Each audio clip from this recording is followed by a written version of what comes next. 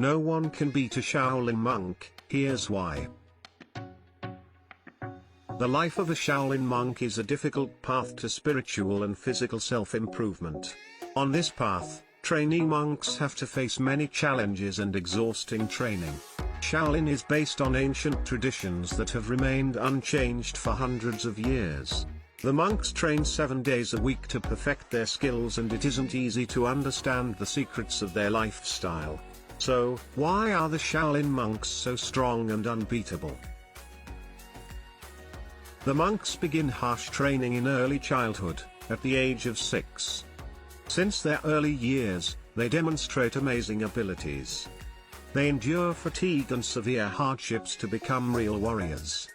In addition to mandatory meditations, young monks learn to develop a good sense of balance and incredible flexibility. To start with, the young monks literally twist and wrap themselves around tree trunks or pillars and remain in this position for some time, in order to build their flexibility.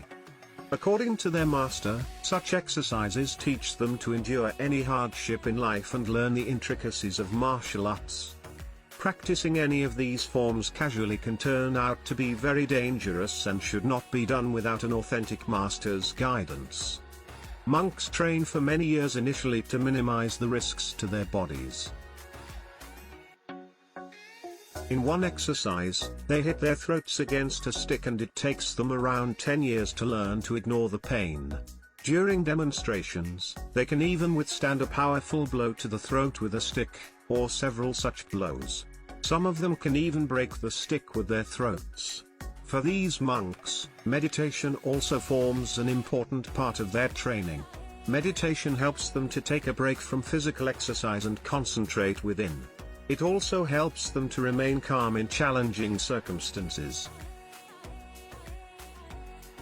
The legendary monks bring their skills to perfection for years.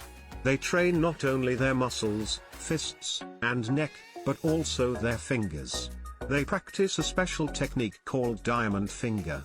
In the center of the monastery's courtyard, there are several trees used to do this exercise. After years of rigorous training, the finger literally becomes as strong as a tree branch. If the monks strike at an object with just their finger, it leaves a print on it. They can even punch through steel sheets and their fingers become strong as iron. Training involves balancing your body on just the fingers and undergoing other enduring exercises. The Shaolin monks also use the stairs in the monastery for training. They climb down on all fours amazingly fast and somehow manage to keep their balance while at it. Breaking glass with bare hands? Difficult and dangerous if tried anywhere. But for the Shaolin monks, they can do so with a needle. Just one tiny crack can make glass incredibly fragile, and that's what they do. They throw the needle with great strength and speed while trying not to bend it. As soon as the rigid needle hits the glass, it creates a deep crack, and it breaks. Shaolin consists of another technique called the iron palm, and it was one of the 72 arts of the Shaolin Temple. The method was created to allow the monks to deliver strong blows without the risk of any injuries. The iron palm technique involves strengthening the limbs by training tendons and ligaments from the shoulders to the tips of the fingers. Monks hit hard objects which are sewn into fabric or leather bags. Sometimes, they use medium-sized pebbles. However, it poses many risks and masters try not to practice it for a long time. Many other Shaolin exercises look quite intimidating, and one of them is called the iron shirt. The monks, after years and years of practice, can lie on sharp objects as if it doesn't bother them at all. How do they do it? It's quite difficult to say. Some argue that it's a trick achieved by years of training. Many others believe that years of dedication actually allows them to gain superhuman powers. What is true and what is fiction, only the monks know for sure. Another skill called the monk's pillar includes rigorous leg training and full body control. They learn the horse stance, which is a powerful fighting stance. They stand on two pillars fixed in the ground, sometimes holding buckets filled with water in both hands.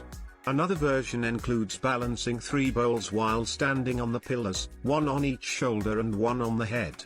This exercise is performed for almost 2 hours and the entire body must remain still to balance the objects. So, what happens after all these years of unimaginable training? Well, as in any school, the monks need to pass a test to earn the title of the Shaolin Master. If the student fails, he can try again in 3 years. But the exam is not all about Kung Fu, and also includes knowledge of Buddhism, as the religion is mandatory for all monks.